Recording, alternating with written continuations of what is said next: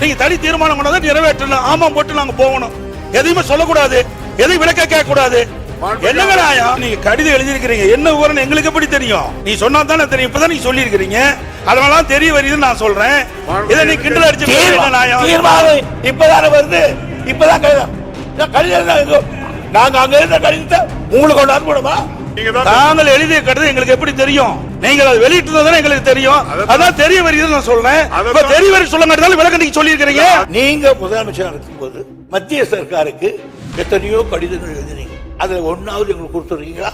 Sir அரசு sir chief minister prime minister எழுதினார், அது உங்களுக்கு பண்ணுமா? இப்ப பிரச்சனை வரங்காட்டி நீங்க பேசுறீங்க. அந்த பிரச்சனை எங்களுக்கு ஆழம் தெரிஞ்சிருக்க வேணும்ல எதிர்கட்சிக்கு. அதை நீ வெளிப்படுத்தலையே.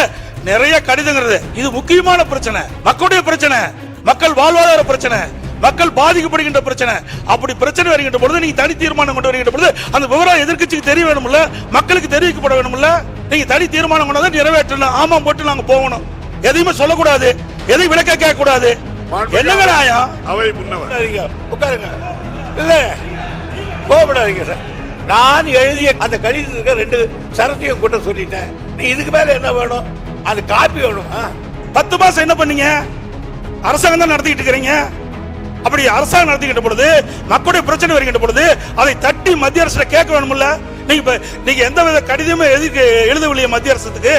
இந்த சுரங்கத்தை தடுத்து நிறுத்த வேண்டும் என்று எந்த கடிதமும் மத்திய அரசு எழுதவில்லை என்று எக்ஸ் வலைதளத்தில் மத்திய சுரங்கத்துறை அமைச்சர் வெளியிட்டு இருக்காங்க. அதுக்கு என்ன பதில் கொடுக்க போறீங்க?